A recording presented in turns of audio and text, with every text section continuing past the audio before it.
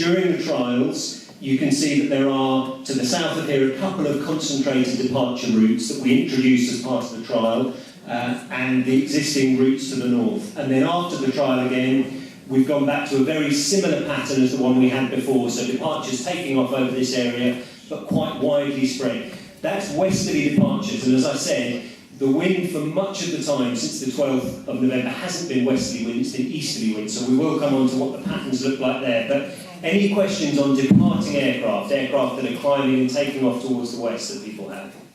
Really possible to get? Yep, you're welcome to have. All of this is available or will be available on our website. We're very happy to send that to everyone here. Chair, you want to open up the question? Right. It may be better to do 3 at a time, I think. And we may get through the answers quicker because we don't want some people may hear there aren't no questions being asked. So, lady at the front. Okay, Whereabouts are you from? So I'm from Northampton. I'm actually in that fog. I don't even know. I understand. No, you can use it.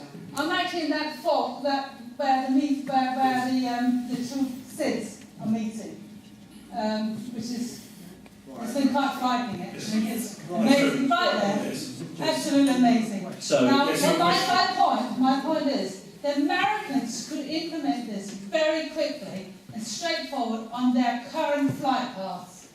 Why couldn't you? Why did you have to do all that? Okay, and the...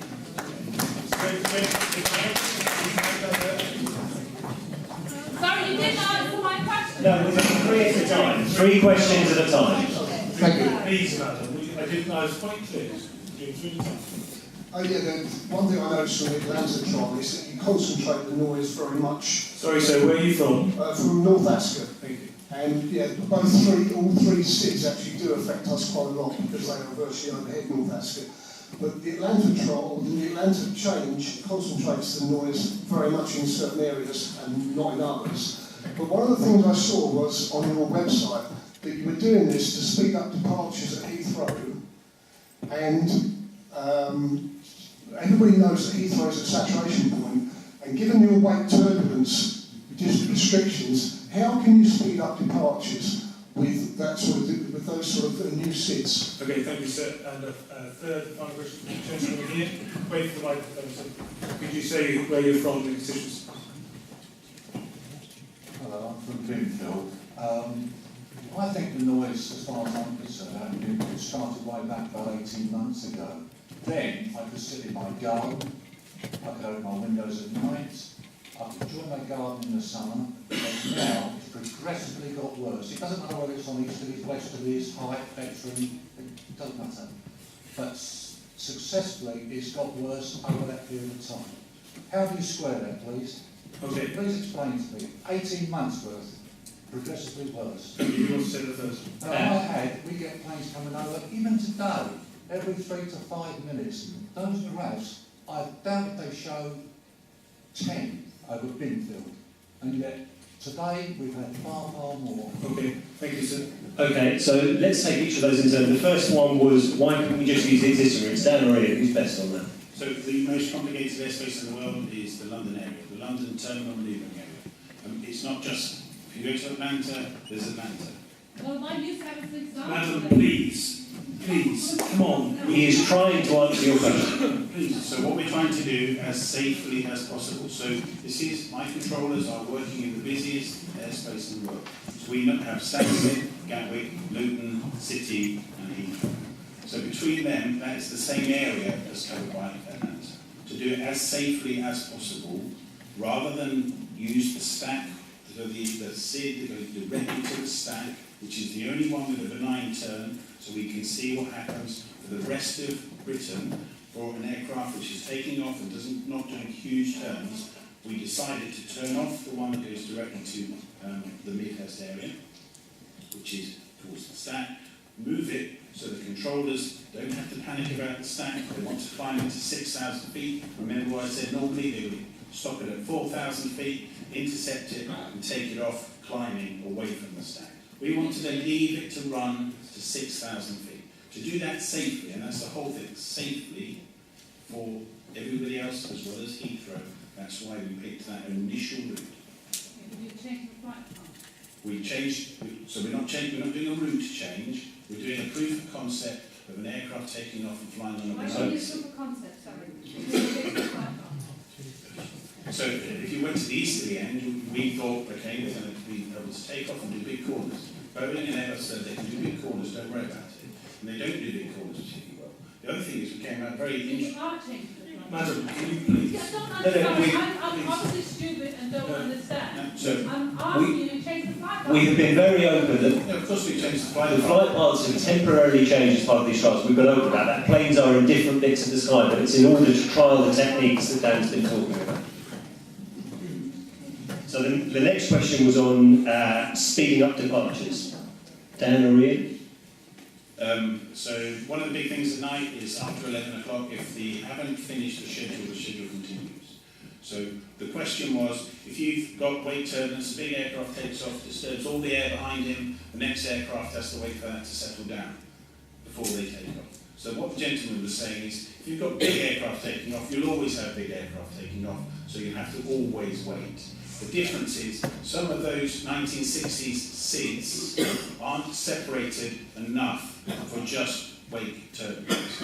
We have to wait longer. So some of them, for example, going out to the east, you have to have 3 minutes between the two.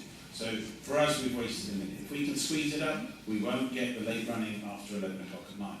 And we know that's really important. That's one of the concepts we're testing. And then the final question was on Binfield, which is, I think, just to the west and northwest of Bracknell. So just if I can't get the first map up again. So this was during the trials, and then a typical westerly operations, a typical number of flights. There would be relatively few flights directly over Binfield. It depends exactly where you live, but we can see Binfield just here on the map. I think, so that's on westerly flights. It is worth, just to answer this question, I'm just going to flick forward a second and find our, sorry, we just need to duck around in the slides a bit, find a typical day of easterly operation. So, although the red flag has disappeared here, I think I'm right, Sharon, in saying that Bracknell is around here, so Binfield will actually cancel here is here. So, on easterly operations, it's really important to explain this just so people understand the slide, because we only touched on it briefly earlier. The red flights here are arriving aircraft, so what they're doing is they're being held, you can see them circling here in what we call one of the stacks, where aircraft come and circle before they're brought into land, and then they fly out to the west before turning back round and then landing towards the east, so into the wind that comes from the east at Heathrow. The green tracks here are departing aircraft, so what they're doing, you can see here at Heathrow, is taking off towards the east, but then immediately turning round and coming back over. So, looking at this, and Ian and Dan can help me on this, but in Binfield, what you'll normally get, most aircraft there on a typical day are departing aircraft, so they've taken off from Heathrow, turned around and are climbing. There are some arriving aircraft coming over as well, and Ian and Dan can probably give some sense of the heights of those aircraft. Excuse me, my point really is this, is that 18 months ago, it was nowhere near as bad as it is So- now. It don't matter what graph you put up. Yeah, wasn't there a 18 months ago, it's a lot better than it is now. So- I go out in my garden in the summer, be reasonably quiet, I mean, all right, a few aircraft went over, but we didn't bother too much about that. I could leave a window open at night. Now, I can't even enjoy So, my garden. let me answer that, that's a good point, that was your The question. severity of these flights has increased, well, tenfold. So let me answer that question, just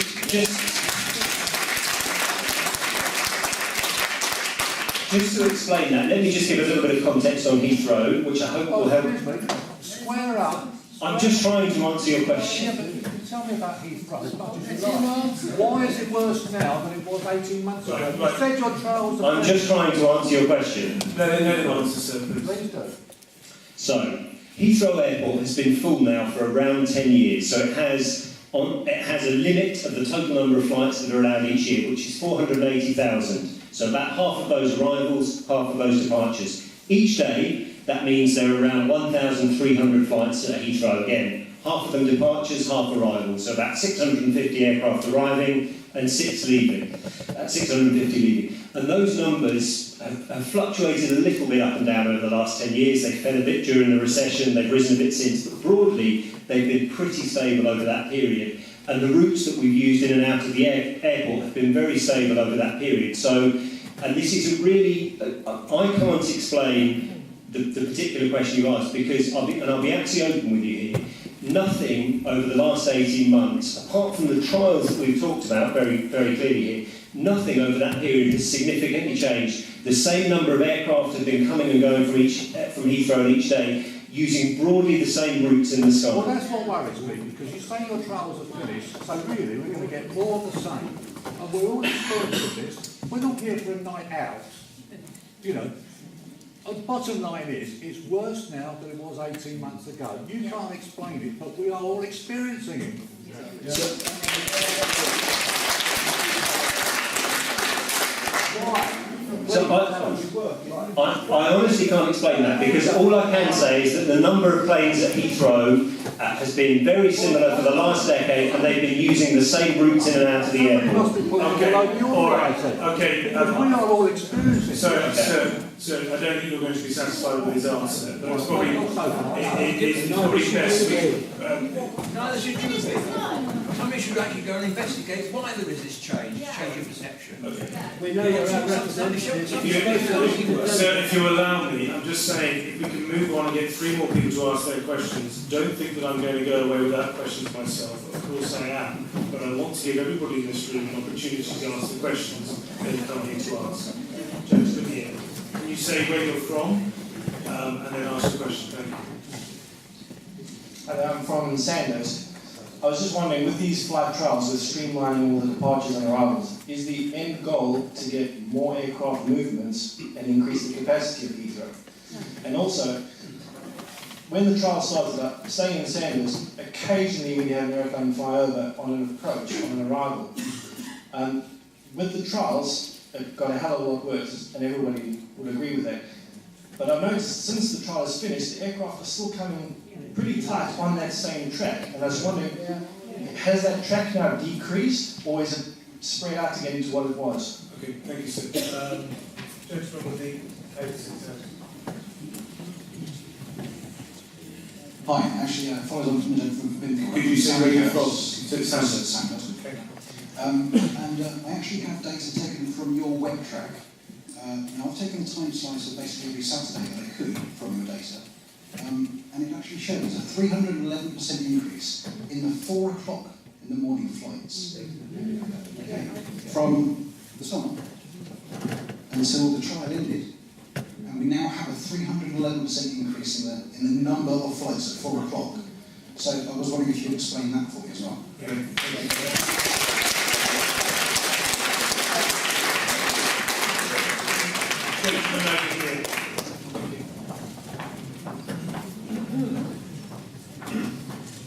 Thank you. I live halfway between Bracknell and Ascot, which actually falls under the Windsor constituency. I've got a point for Mr. Gorman, really. He talks about communication being a problem. Let me explain to you, sir, that communication is less than 1% of the problem. Over 99% of the problem is the noise. Yes. You have to understand. Either everybody's wrong. Crowthorne, Sandhurst, Bracknell, Ascot, Finchampstead, Binfield. I mean, everybody could be wrong, or one organisation could be wrong. So, I can assure you, wherever you go, unless it's exactly the same. Since the beginning of this meeting, I've heard 3 planes go over. I've lived in the Essen area for 18 years. I worked from home for the last 10 years. The flight paths, the heights, the trajectories, the vectors, whatever it may be, the noise is not the same. Please understand, the noise is not the same. Okay, let's take each of those questions in turn. The first question, and we'll do them a bit between us. The first question was on capacity. This isn't about increasing the capacity of Heathrow. There's a simple reason for that.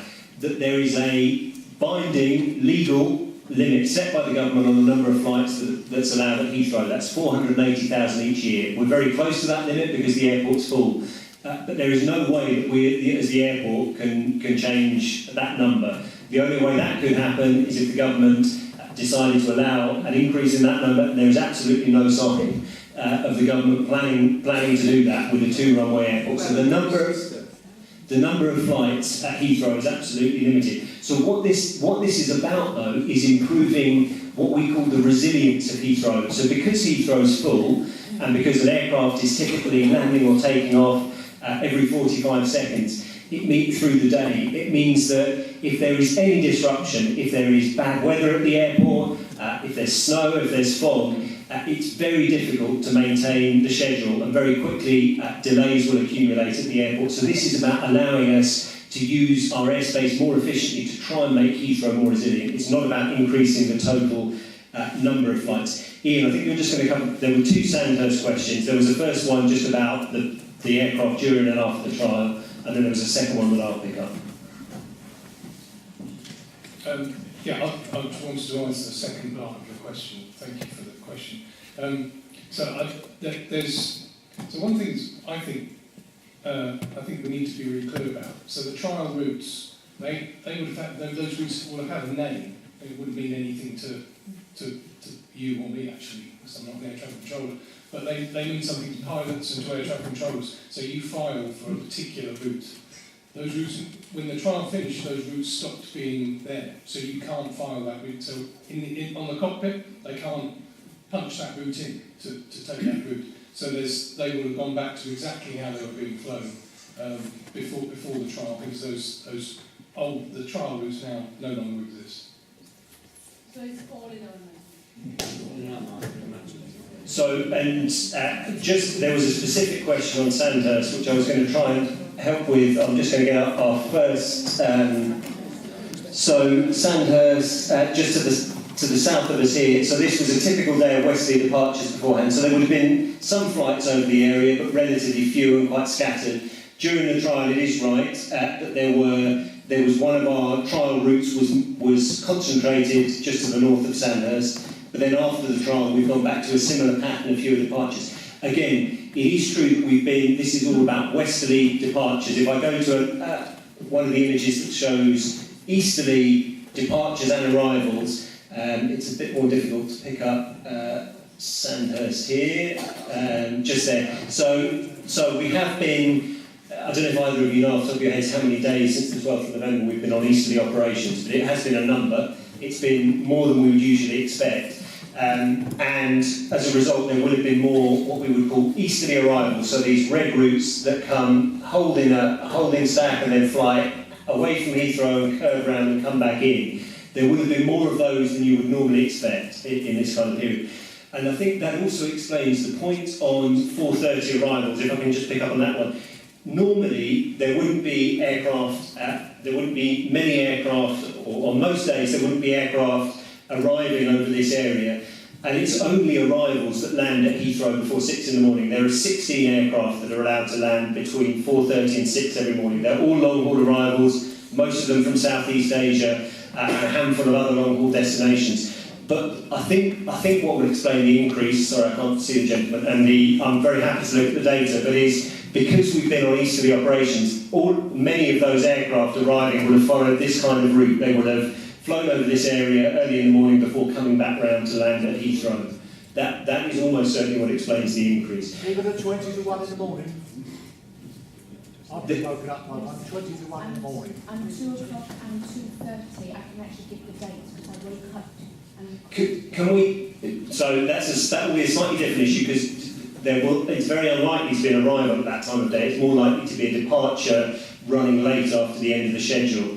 But I was addressing the specific question. I'm happy to pick up on that one in other questions. And then the final question we had... was there... Regarding overall... overall noise. There's no concern with it. If you can't put your finger on it, should there be an independent investigation on that actual noise?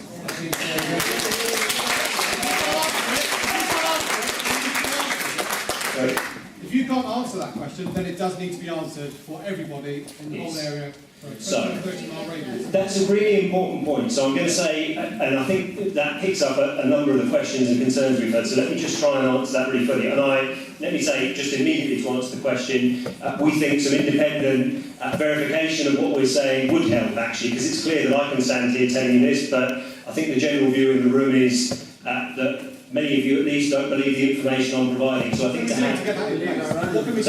what can we do to get that in place? Okay, let me just say a couple of things. So in answer to your specific question, what has changed? I think the answer, and I absolutely appreciate that you may not like this answer, but the answer I gave the gentleman earlier, which is the numbers of flights, the altitudes of flights arriving and leaving at Heathrow, and the routes they follow have been basically the same for at least 10 years now as the airport's been full. One of the things... Nobody in the room believes you. No I accept that. I accept that. Protocol, everybody. It's not just this route, sir, and you know that. I accept that, and which is one of the reasons why we think some independent assessment of what we're saying would help.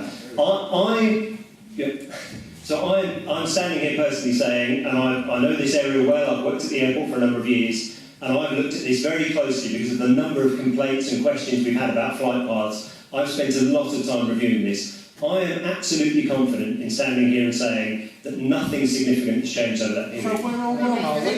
I'm not saying you're all wrong. Well, you are. From 10 years that you've been there. Please. I'm saying that, I'm saying what I just said, that the flight patterns, the numbers of aircraft have not changed significantly. It is clear, though, I would say two things. That firstly, people don't trust me, trust us when we stand up and say that. So I do think there's a need for some... Please, if I can just finish, I'm trying to respond to the specific question. Please. You can, and I'll tell you in a minute, because it's relevant to this area. Yes, I do, actually. I do, and I'll explain in a minute. But if I can just answer... Please, everybody, can we just keep calm so that we can get through as many questions as possible? Show you pictures of all the planes.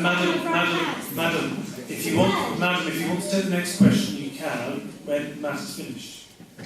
So I do think there's a need for some independent assessment. Now, at the moment, one organisation we've mentioned a bit tonight is called the Civil Aviation Authority. That's the independent regulator of the industry in the UK.